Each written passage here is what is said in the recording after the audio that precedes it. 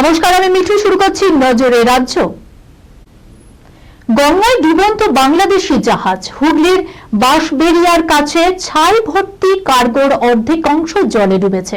জলের উপরে রয়েছে স্রেফ নাবিকের কেবিনের অংশ। ইতিমধ্যে জাহাজটি খালি করার প্রক্রিয়া শুরু হয়েছে। তারপর মেরামত করে পণ্যবাহী জাহাজটি বাংলাদেশে ফেরত পাঠানো হবে। পুরো প্রক্রিয়াটি সম্পন্ন হতে সপ্তাহখানেক সময় লাগবে বলে জানা গেছে।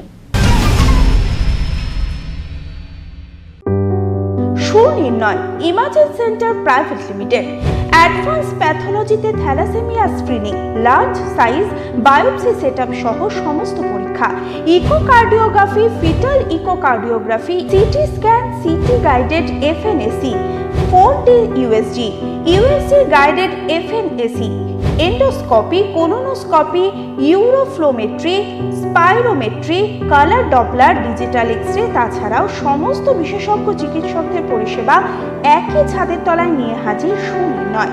ঠিকানা 126/1 পিলখানা রোড, রানীবাগান, বহরমপুর, মুর্শিদাবাদ। বিশদে জানতে যোগাযোগ করুন 8373049252 7547900377।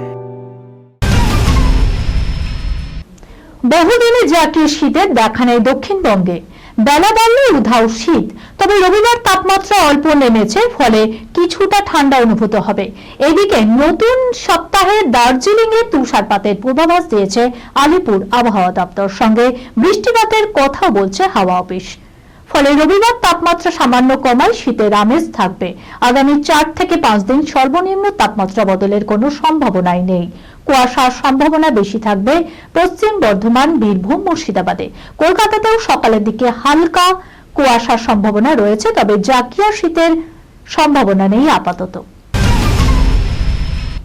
আজিকর কাণ্ডে নির্যাতিতা মৃতা চিকিৎসকের ধর্ষণ খুনের বিচারের দাবিতে আন্দোলনের পর আন্দোলনে উত্তাল গোটা দেশ। শনিবার শিয়ালদা আদালতের রায়, তরুণীকে ধর্ষণ করে খুন করেছে সিভিক ভলেন্টিয়ার সঞ্জয় রায়। এই খবর মিশ্র প্রতিক্রিয়া ফেলেছে টলিউডে। সঞ্জয় একমাত্র দোষী মেনে নিতে পারছেন না অভিনেত্রী জ্যোতি ঘোষাল। এই খবরের সঙ্গে শেষ করলাম আজকের নজরের রাজ্য। আপনারা দেখছেন টিভি 24 বাংলা, সংবাদ বিনোদন সারাদিন সারাক্ষণ।